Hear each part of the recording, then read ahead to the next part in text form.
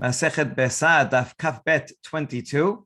We're going to see three matters that Rabban Gamaliel was strict about them, and then another three matters that Rabban Gamaliel was lenient about. And we're going to analyze each one. So this Mishnah that we ended off with yesterday talked about three matters. Number one is regarding insulation on Yom Tov to Shabbat of hot water, and then about setting up lamps, and that'll go into a tangent about extinguishing a lamp on Yom Tov and eye remedies on Yom Tov, and finally baking thick bread. And is that a problem because of Pesach or for every Yom Tov? We're going to see it is in fact every Yom Tov. And then we're going to be see his leniencies, specifically the one about smoking fruit, which sounds delicious. Okay, so we begin here. There were three matters in which the Rabban Gamaliel was stringent, like Bet Shammai, and the first one is that he said, "En tomnin tachamin lechatechila b'Yom Tov." That if you have hot water on Yom Tov, and on Yom Tov that's fine, you're allowed to heat up hot water on Yom Tov, and you're going to drink it and do whatever you want with it. And now you want to insulate it on Yom Tov for the next day, which is going to be Shabbat. We're talking about when Yom Tov is on Friday, and he would not do that. He would not insulate because that would be preparing from Yom Tov to Shabbat. So let's focus on that one. And the Gemara asks, what kind of case is this? If you made the Neruv Tavshilin beforehand on Thursday, then what's the problem? Why would Bet Shammai have an issue with this? In that case, if you made Neruv Tavshilin, you're allowed to cook and you could do everything from Yom Tov to Shabbat. So insulation should be easier to allow than outright cooking, which is allowed. If he did not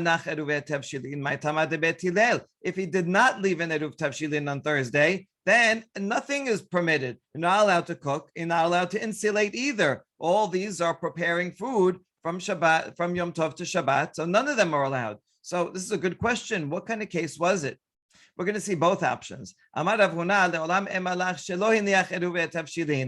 be a case when he did not leave an Eruv Tavshilin, and that would explain why Bet Shammai and Rabban Gamaliel following him says it's not good. You're not allowed to do that. However, the other rabbis, Bet Hillel and the majority of rabbis did allow it because a person needs enough to live on. So even when a person doesn't make an Eruv Tavshilin, we still have to allow him something so that he doesn't starve on Shabbat. And so this is what Rav Huna said. And in fact, he's consistent with something else that he said.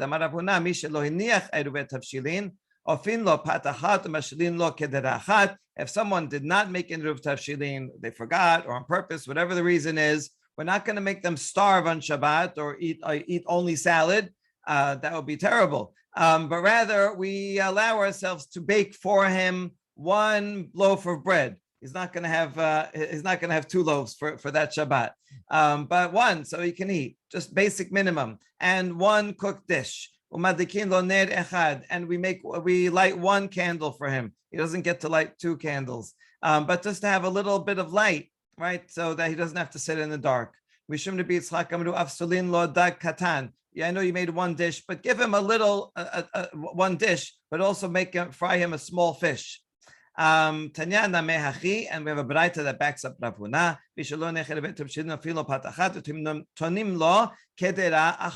So this is the key here, that we not only bake for him one loaf, we also will insulate for him one dish. Here it says mevashilin, here it says keep it hot. And so that would be the source for what we're talking about in our Mishnah.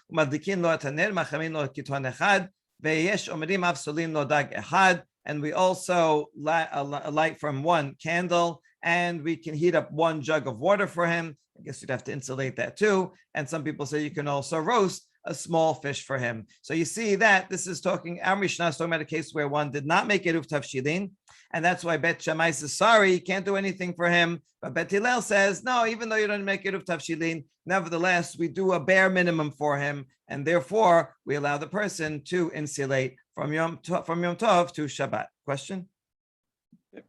Isn't the language here problematic? Because the Mishnah was talking about a case of making it for yourself. And here it specifically sounds like someone is making it for him. Yes, that's a good point, right? So the Mishnah said, tomnin et hachamin lechateh b'yom tov. So it sounds like he can do it. And you're right, because we moved it into a different topic of we allow basic necessities. So that's talking about someone else doing it for him. But it sounds like the main point is that even if someone didn't make an eruv tavshilin, there is a minimal allowance. And I guess the best thing to do is for someone else. He can't cook at all, but someone else can do it for him. But perhaps the idea is if maybe this is no one else around, Rav Huna is saying that the rabbis would allow some basic minimum permission for him to do that. But you're right, there is a bit of a mismatch between the proof, which is someone else doing it for him. Okay, good question. So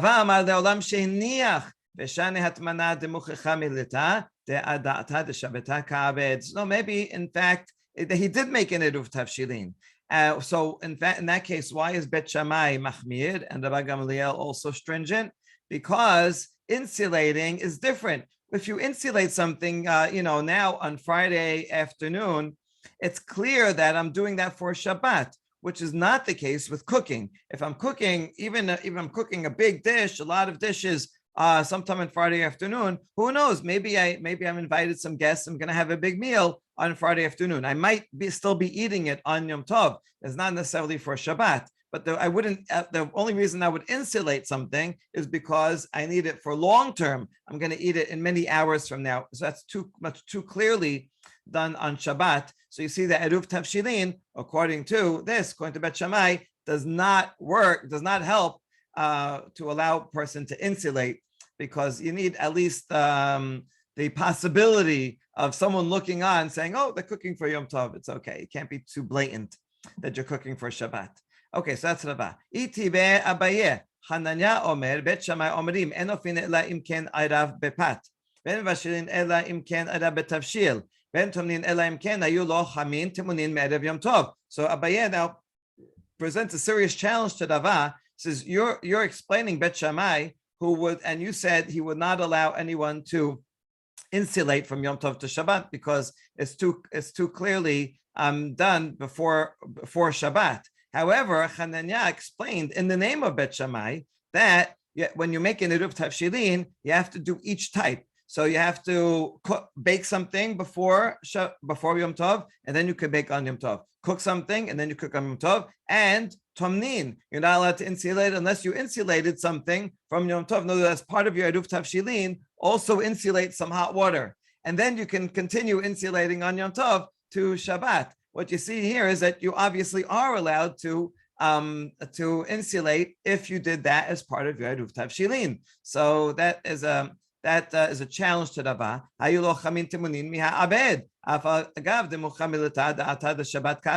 we don't worry and say, "Oh, see, it's clear that you're doing this for Shabbat." No, it's permitted as long as you set that up from before as part of your eruv tavshilin. So now what do you say? Okay, this source, which is a challenge, also gives us a key to a new answer. Oh, it's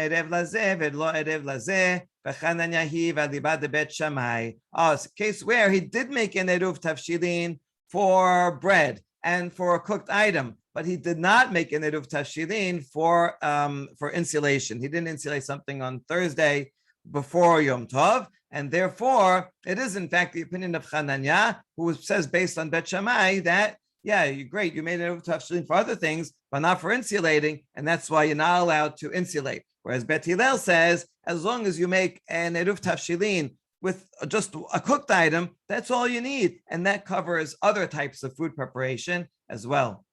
All right, so that was very good. I like how it brought this source as a question, but then it also gives us even better answer. I think the Talmud Bavli likes to do that, likes to weave in sources in that way in a question answer format, even though they probably knew from the beginning that we were going to get to this very nice explanation. Now, the next thing that Rabban Gamaliel did, and he was machmir, was ve'en zokfin et hamenorah. If someone's candelabrum fell down on Yom Tov, you can't put it back together. Why? What is he doing? What's the big deal? Talking about a candelabrum, not just one piece. If it's one piece and it fell down, you just want to put it back up, stand it back up. That's not what we're talking about. We're talking about it has many pieces. and now you're going to piece it all back together like a puzzle. The Bet Shammai sabreh yesh binyan bekelim, or Bet Hillel sabreh and binyan bekelim ve'en stira bekelim. Bet Shammai says there is a concept of building, even regarding vessels, and Bet Hillel says no. Vessels you don't use to build. When you're going to build, you use wood and bricks, building material. So, but if you're talking about vessels, plates, cups, and you want to make a tower with cups, Bet Hillel says that's not called building. That's fine. But Bet Shammai says that is called building, and therefore you're going to take all these pieces of the candelabrum, and he's machmir because of building. Good. Well, now that we mentioned that, we're going to go off on a tangent, right? That was about setting up lamps. But now moving around lamps has to do with extinguishing a fire.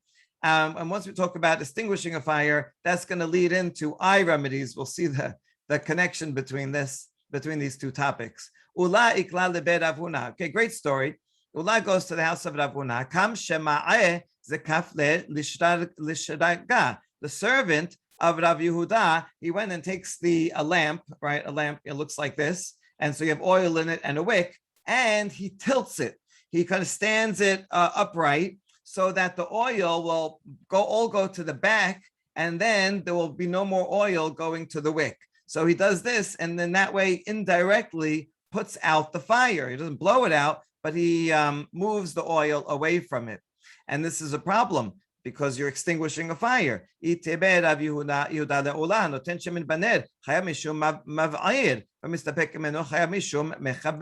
quotes the guest quotes a Braita to a challenge. Yeah. Oh, sorry. Ula is the guest, but Ula's servant, he brings a servant along with him, and Ula does this. And so Rav Yehuda, the host, says to Ula, don't you know this Braita that if you put oil in a candle on Shabbat, then you're increasing the amount of time that it's going to burn, and that's called kindling. And if you remove oil from a lamp and make it and cause it to burn for less time, that's called extinguishing. And look, your servant just did that. You're welcome to be a guest in my home, but I don't want Shabbat violation in my home. Amale lavadatai. I says, oh, I didn't know. He didn't ask me to do that. I didn't give him permission to do it. He did it on his own. So you're right. I agree. I apologize for the actions of my servant. Okay, good. Amar Rav kan ba share. If you want to trim the end of a wick, that on the Yom Tov, that would be permitted. So the idea is that there's a wick. It already went out. It's not on fire. But now that it went out, maybe it's still warm, and you want to trim it so next time you can light it better. That's not considered extinguishing because the fire did already go out. Now, okay, once we are on the topic of first we started with moving a candelabrum, then moving the lamp itself causing extinguishing, and now we're going to get to other cases of extinguishing. And this question is one allowed to extinguish a lamp for the other thing, a euphemism for marital relations, and because of modesty, it's proper to have relations in the dark. And so now it's Yom Tov, and there's light in the room. So can they extinguish the light to make it dark? Okay, good question. Amar lo, efshar bayit acher. Says no. Why don't you go to a different house? Go to a different room. I mean, you don't need to extinguish the light. So if there's an easier way than extinguishing a light of Yom Tov, find an easier way. Okay, fine. En lo bayit acher mai. What if he doesn't have another room that he can go to? That's it. He has only one room.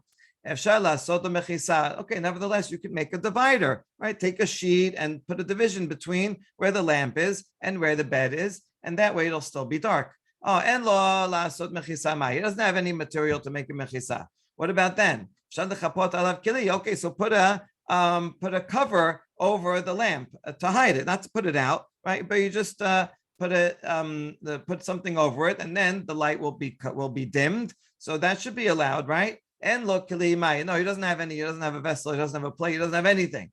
Okay, really? If there's no other way, it's not allowed. Nevertheless, it's not permitted. Right? This is this is not considered. There's not enough of a basic need that it would be required to extinguish a lamp, so it's not allowed. Okay, so that's his halacha. But now we have a challenge to it. Itibeh en mechabin et habekaat kedei lachus aleha. This case is going to come up a few times, so it's good to pay attention here. You're not allowed to extinguish a piece of wood in order lachus aleha, to save it, right? I have a piece of wood, it's good burning wood, and now it's just burning for nothing. I don't need it for heat or for cooking or anything. I want to extinguish it so that I'll save the fuel for tomorrow. No, you can't do that. That's not a good reason to extinguish it on Yom Tov.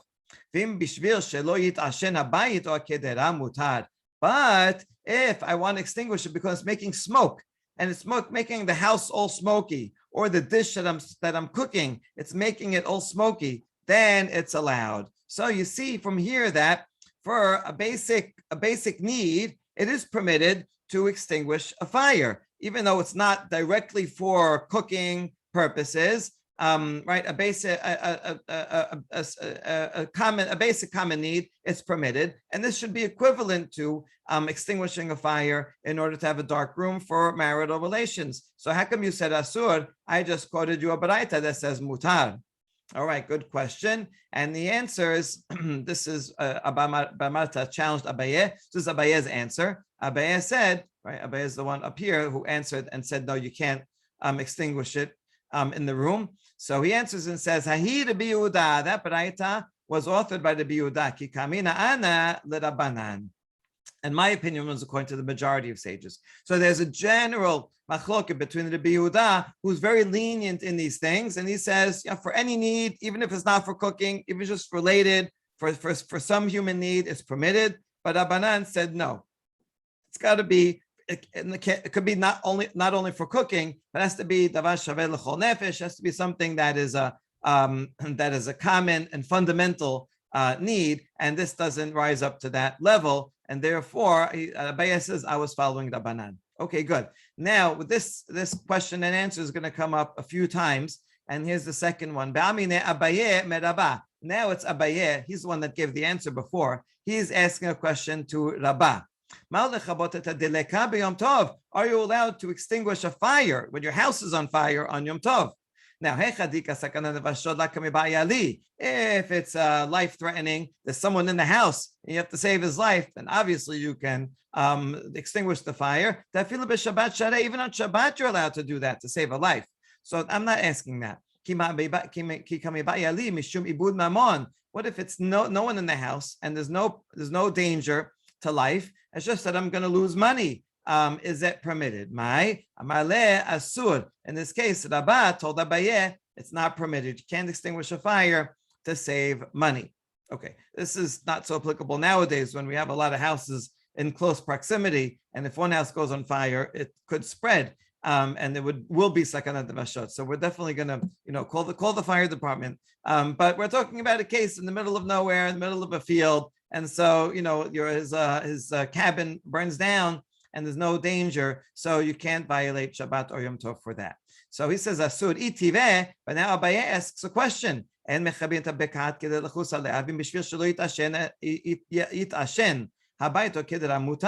same baraita that says, you can't extinguish a piece of wood because you want to save the piece of wood, but right, because that's just, that's not a good reason. But if it's because it's bothering you and you don't want this house to become smoky or the pot to become smoky, then it's allowed. Now, this seems to be less of a reason than your house burning down. So if it's permitted to put out the fire so that your house doesn't get smoky, it should be for sure permitted so that your house doesn't burn down altogether. So how come you said asur against the baraita? And here Rabbah answers Abaye and says, Hahi Rabbi Yehuda ki kamina ana l'Rabanan. Oh, that baraita is only Rabbi Yehuda, and I answered for the majority of sages. Okay, so these two sources must be out of order chronologically, because it doesn't make sense that when Abaye gave that same answer first, that he would ask a question to Rabbah when he knew the very answer. But if you switch them around, then it would make more sense. In other words, how did Abaye know that answer? He heard it from Rabbah. Abaye once had the question. Rabbah gave him the answer that that's to be Yehuda. Then when someone challenged Abaye, he was able to give Rabbah's answer. It came in handy to his questioner. So you see that the order of stories in the Talmud isn't necessarily in chronological order. It might be saying, here's what he said, here's the source for what he said, where he heard it beforehand. Okay, but now that same question comes up yet again in a different context. And here's how we go on a tangent to this tangent about healing eye medicine on Shabbat and Yom Tov.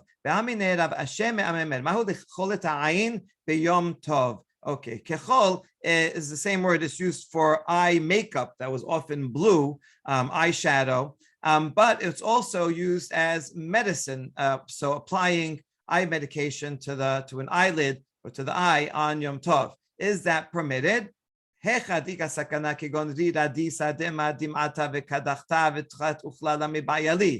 clarifying his question. If it's extreme danger and it's a danger to eyesight, then I'm not asking that question. All these different kinds of diseases, including beginning of inflammation, techilat uchla, that afilu b'Shabbat shareh, that's permitted even on Shabbat. The rabbis considered eye disease to be like sakanat nefashot, right? To be blind is like to be dead. So therefore, you can even violate Shabbat for a serious eye disease. However, my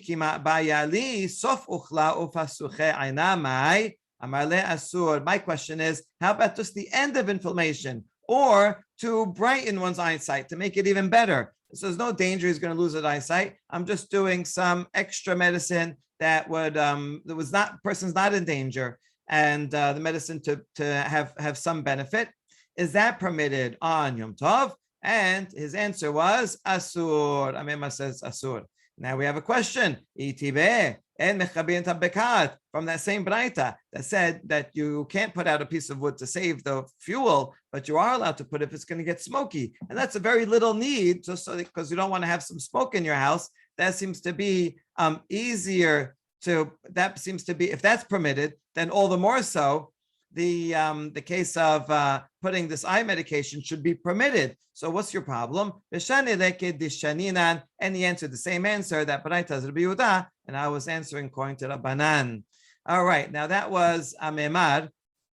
He's the one that answered and said it's not allowed to do this. But now we have a story. Even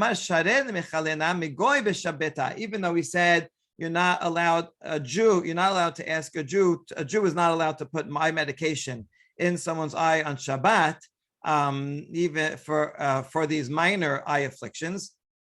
However, if someone does have a type of minor eye affliction, he can go to a non-Jewish doctor to apply the medication. And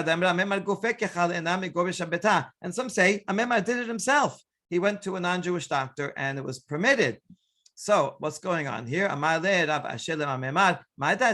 Tamar ula bered Rav Ilai kol sorke chole osin al yedei goy b'Shabbat. Amar Rav Hamnuna kol davar she'en bo sakana omer legoy ve'oseh. So you see, Amemar must have been following.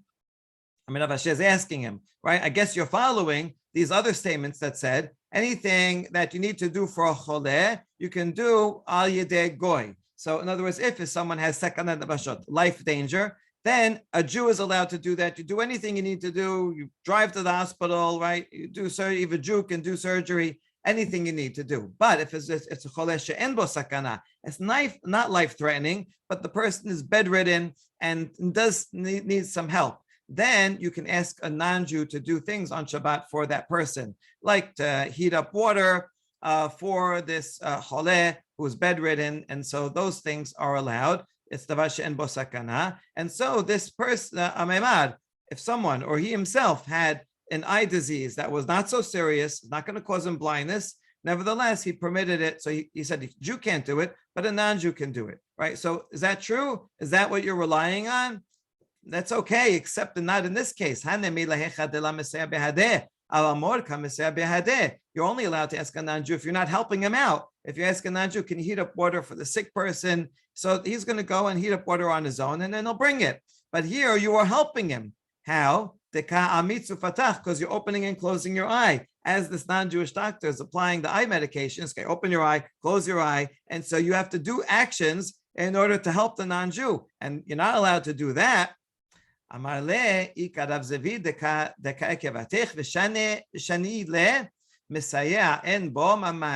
you're right, Rav Zavid agrees with you that you're not allowed to help out during the medical procedure, but I disagreed with Rav Zavid already, and so therefore I disagree with you. So according to Amemar, if one goes to a non-Jewish doctor and the non-Jewish doctor is doing a procedure, and you have to cooperate. He says, stick out your tongue, breathe, right? Put out your arm, and so he can do his procedure. So you're just this helping is not, it's not consequential, and therefore it is permitted to do that on Yom Tov, and same would be for Shabbat. That a non-Jewish doctor can do these things, even though you have to do a little bit to participate.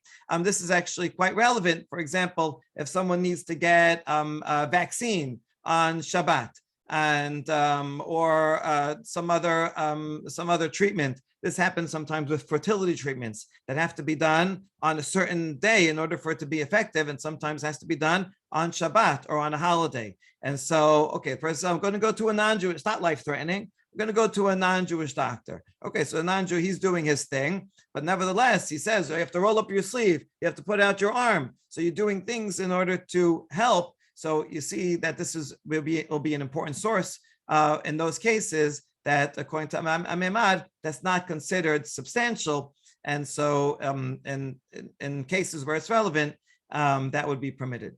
Amemad shedal michal aina b'yom tov sheni shel Rosh Hashanah. Amemad even went a step further, and he allowed someone to have get an eye treatment on the second day of Yom Tov. In other words, a second day of Yom Tov, and even the second day of Rosh Hashanah. In other words, this sounds like it'll be even from a Jew. And he says the second day of Yom Tov is more lenient. Even the second day of Rosh Hashanah is more lenient. And so you can go ahead and get this non-life-threatening medication on the second day.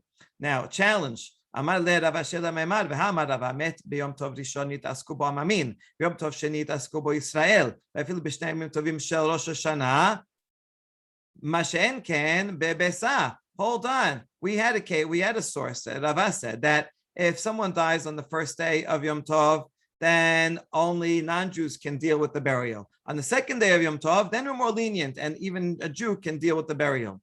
And that's true even for 2 days of Rosh Hashanah, that on the second day of Rosh Hashanah, we're more lenient regarding burial, and Jews can even go ahead and attend to the burial. That's true because of Kavod Hamet, that for a funeral. But he said that's not true for Beisah, that if a Beisah is born on the first day of Yom Tov, you can definitely eat it on the second day of Yom Tov. Because either way, one of these days was Chol, so it's permitted either way. But that's not true for Rosh Hashanah. Rosh Hashanah, we consider it to be one long period of holiness, and therefore an egg born on the first day of Rosh Hashanah is prohibited on the second day of Rosh Hashanah.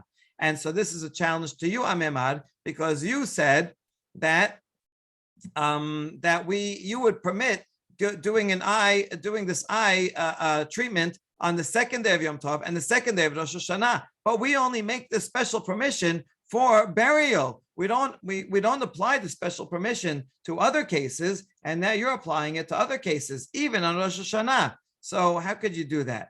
Amar le ana oh, I follow the sages of the Hardeah, and they say even an egg laid on the festival on the first day of Yom Tov, even on Rosh Hashanah, you're allowed to eat it on the second day. Well, because one of the second day one of the days is Chol, and Rosh Hashanah is even easier in a way. What's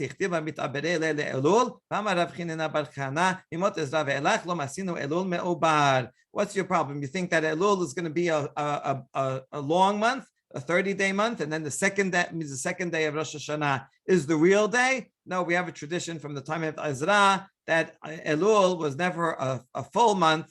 It was only 29 days, and therefore the first day of Rosh Hashanah is the real day. So we really know that, and we really know the second day is not, and we don't consider it one long holy period of holiness, but 2 separate days. And therefore he would allow an egg on the second day, and therefore he would also allow the medication on the second day, although that's the majority of the sages did not agree with that. All right, and now we get to the third stringency of Raban Gamaliel that he followed according to Bet Shammai, which is that he would not bake thick loaves on the holiday, but rather only thin ones. We'll see at the end of this discussion. The reason is because it's a lot of work.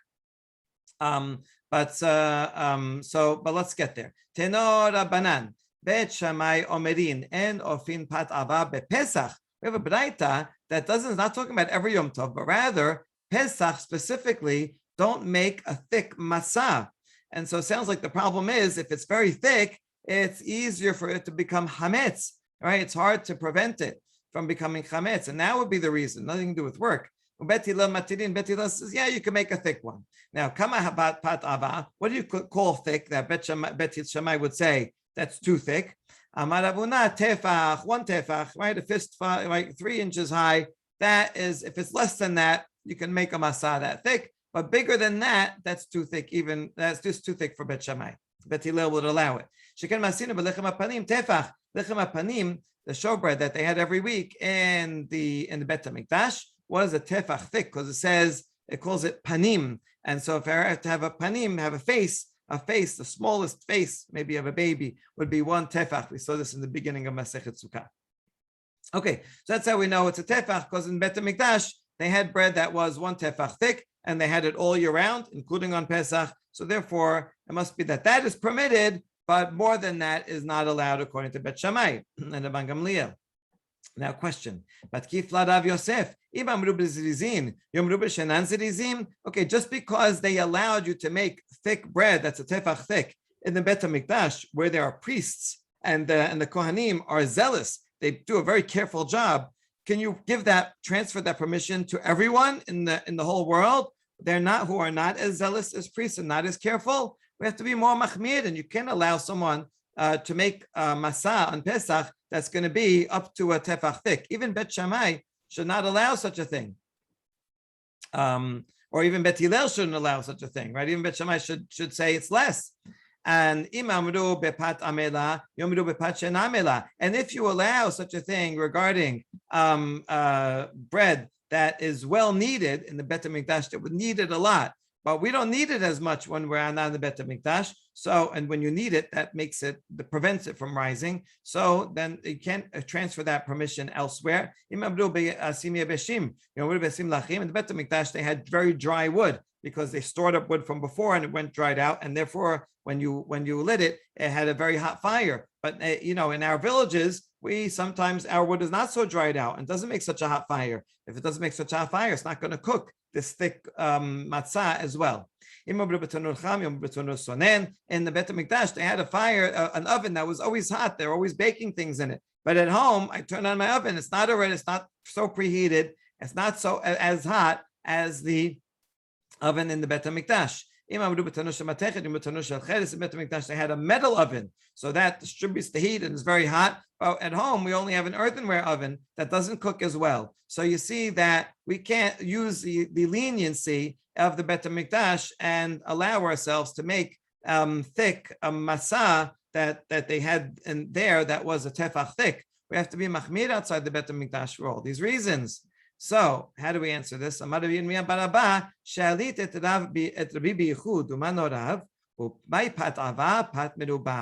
here's an answer. He says, I asked my rabbi, biychud might be in private, or it might be I asked my unique rabbi, right? My devoted rabbi, that special one. And who is it? Rav. So you got to be Rav Yirmiyah bar Abba. His main rabbi was Rav. And I asked him, what does pat ava mean? And he said, it means a lot of bread. It doesn't mean thick bread. It's just an expression that means a lot of bread. That's one version of Rabbi Yirmiyah. Here's another version that amounts to the same thing. In this case, he's saying it in the name of Rav.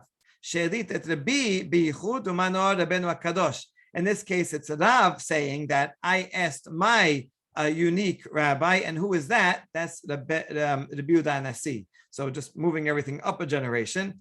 And anyway, the same question, my patava, what does it mean thick bread? Pat meruba means a lot of bread, even if it's thin, just you're baking a lot at a time. Why would you call a lot of bread thick bread? Maybe it's because when I'm kneading it, it rises a lot of dough. So that's why it's thick. when it's in the dough form. Or maybe in his place, that was an expression. When you see someone who has a lot of bread, you say, oh, you are thick in bread. Okay, in any case, the point is, it's not about thick bread, but having a lot of bread. Okay, now that we know this, let's go back to understand the context of the Braita.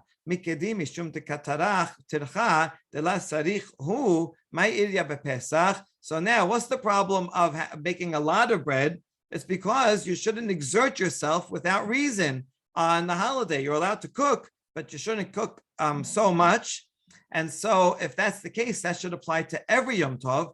Why did the Braita mention only Pesach? We answer, you're right. It just happened to be that the reciter of that Baraita was, or the teacher of that Baraita was talking about the context of Pesach. He was talking about the laws of Pesach. And he said, don't make a lot of bread on Pesach. But the truth is, yes, it would obviously apply to other Yamim Tovim. And we have a Braita that backs up this one, because Bet Shammai explicitly says you're not allowed to make a lot of bread on any Yom Tov. It's too much work, but Bet Hillel would permit it. Well, how come Bet Hillel permit it? Isn't he concerned about doing a lot of work? He says, yes, but as we saw a little while ago, when you bake a lot of bread and fill up your oven with bread, it actually bakes better. It distributes the heat more evenly. And so even if you're only going to eat one loaf, Bet Hillel says you can make a lot of bread so that one loaf that you bake will come out and be tastier. All right. And so that completes the three items, the three issues about which Rabban Gamaliel was stringent. And now we're going to see items about which Rabban Gamaliel was lenient, and we're going to specifically discuss the smoking of fruits. So Rabban Gamaliel was also lenient in opposition to most of the sages. The common denominator is Rabban Gamaliel has had a mind of his own. He often went off and did his own thing, not according to the majority. I have a chapter in my dissertation about Rabban Gamaliel and his dissident opinions. Okay, but he was the Nasi, so it's good to be the Nasi. Mechabedin bet hamitot. So he said that in your dining room, you're allowed to sweep in the area of the couches. We would call a room of couches a living room, but in those days they would lie on couches while they were eating in a nice official meal, and their floors were made out of dirt. So lechabed means to honor. When someone comes, you want to honor them, make it look nice, and that therefore also means to sweep, to make the floor nice and even. So the rabbis would say that's not allowed, because if you're evening out the floor, that's one of the things you do when you're building. You even out the floor and then you build on it. But Rabban Gamaliel was lenient, and he did that for his guests. He would put out incense, burn incense on Yom Tov. The rabbi said you're not allowed to do that because, yes, you're allowed to make a fire and burn things for food, but this is not food. This is, only very fancy people go ahead and have this incense. It's not a common need, and therefore the rabbis did not allow it. Rabban Gamaliel permitted. This is fascinating. Rabban Gamaliel would roast a whole goat on Erev Pesach. In other words, he would make a goat the same way that when the time of the Bet HaMikdash, they would make a Korban Pesach. You prepare it in the same way. The rabbis said, no, because it looks like you're making a Korban outside the Bet HaMikdash, right? If your intention would be, this will be a Korban Pesach, then you violated a serious law. So the rabbis say, no, don't make a whole goat at all. Don't roast. And that's our custom today. Most communities have boiled shank bone. We boil it specifically and not roast it. Not even one part of it, in order for it not to even look like we are making a Korban Pesach. Or although there are a few communities that do still roast, and for it to be like a remembrance for the Bet HaMikdash. So Rabban Gamaliel was lenient on this, and he would make a whole roasted goat. Okay, so let's analyze the second one about smoking. The argument is only regarding perfuming garments. Sometimes they would perfume garments in a way to to clean them. This is the way that we cleaned our clothing when we went to sleepaway camp. We just sprayed them with Right Guard. Now they smell good. Okay, they must be clean. So that's the machloket regarding that. But if you just want to have a nice smell in your home, that everyone would say is permitted, because this is a common need. Everybody likes to have a good smell in their home. And so everyone agrees that you're allowed to burn incense in your home for smell, but just not for cleaning clothes. All right. That's what Rav Aseh said, but we're going to challenge it from a long Baraita. And here it is. But the Baraita is fascinating in and of itself. Metibeh. En mechabedin ben hamitot. Bet hamitot beyom tov. The room that has the beds in it, meaning the dining room, you're not allowed to sweep it on Yom Tov. Raban Gamaliel, they would do it in their house. Now, Amar Rabbi Eliezer bar Sadok. Rabbi Eliezer bar Sadok, an early Tana, he would go and visit Raban Gamaliel. פעמים שהרבה נכנסתי אחר הבא לבית רבן גמליאל, ולא היו מכבדין בין בית המיטות ביום טוב, אלא מכבדין אותו מערב יום טוב, ופורסין עליהם סדינים. Says, I went and I visited the house of Raban Gamaliel many times. I went with my father when he was young. He went with his father to go and visit, and I saw they did not sweep the floors of the dining room on Yom Tov. Rather, they swept it before Yom Tov, and then they would put a sheet over it to keep it nice. The next day, when the guests came, they removed the sheets, and they would be all nice and freshly smoothed out. And so it was done kind of on its own, indirectly. So Raban Gamaliel did not go against the sages. Says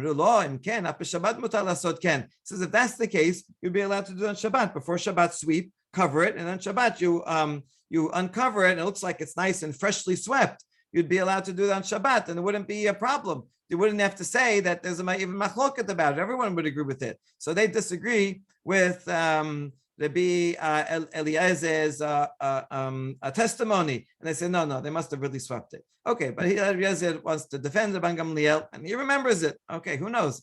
And says no, they didn't really violate. Okay, that's story number one, not relevant for us. Here's story number two. Still part of the same Tosefta.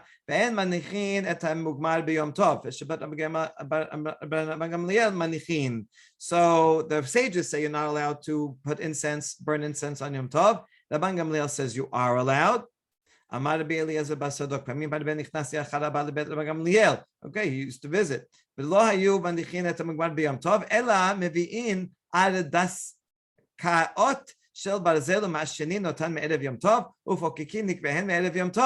what they would do before Yom Tov started? They would burn incense, and they would bring these coal pans and put get the smoke inside and close up the holes. On the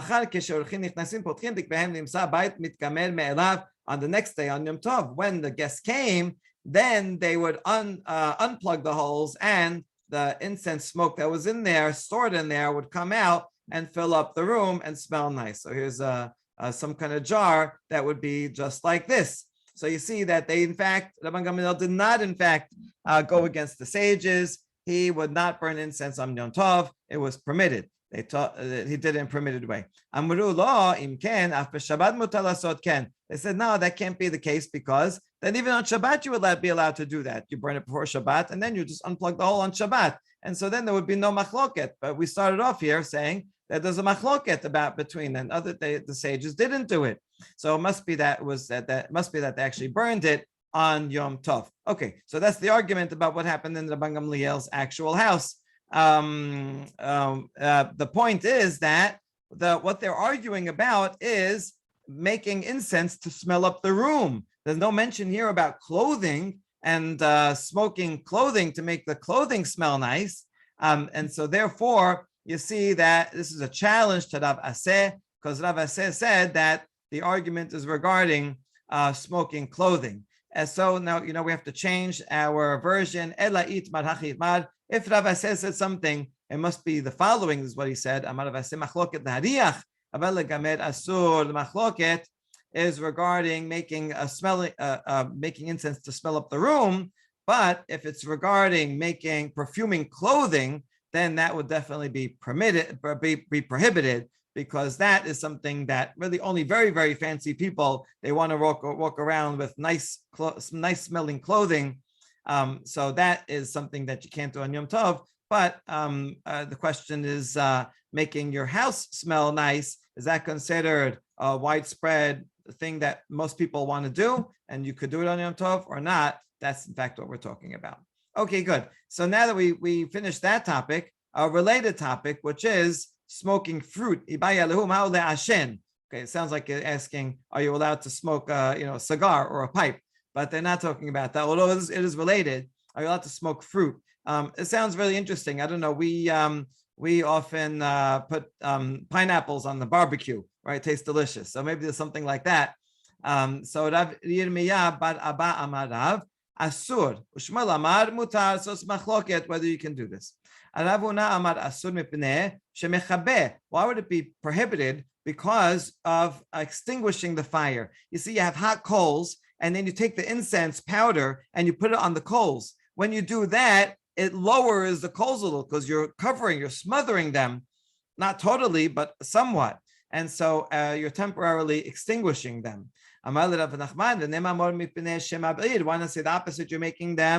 You're causing kindling, because when you put the incense on them, then the incense is going to burn, and it's going to cause the coals then to burn more eventually. It says you're right, both. When you first put them on, it extinguishes the fire, and then it kindles the fire. So you're violating both when you do kindling, and that will be the reason for those who say it's prohibited. Amar Rav Yehuda, and you're not doing it exactly for cooking. You're only smoking the fruit, which gives them a nice smell, but doesn't is not really, you don't need to cook the fruit. Amar Rav Yehuda al gabe gachelet asur. So he says, yeah, you're right. You're not allowed to do it on coals, because then when you put it on the coals, you're extinguishing it and then causing it to burn more. But if you put it on earthenware, so you heat up earthenware, it's hot, and then you put the incense on the earthenware, and you put that in a pot with the fruit, and that would be okay, because the incense powder is only going on the earthenware and is not causing any extinguishing or kindling of the fruit of the coals themselves. And last line, the Bas says no, not even on earthenware. And the problem is not extinguishing and kindling, but a different problem, that you are creating a new scent on Yom Tov, and that is its own problem. And we'll pick up on the problem of creating scent on Yom Tov after Yom Tov. Baruch Adonai Le'olam. Amen ve'amen.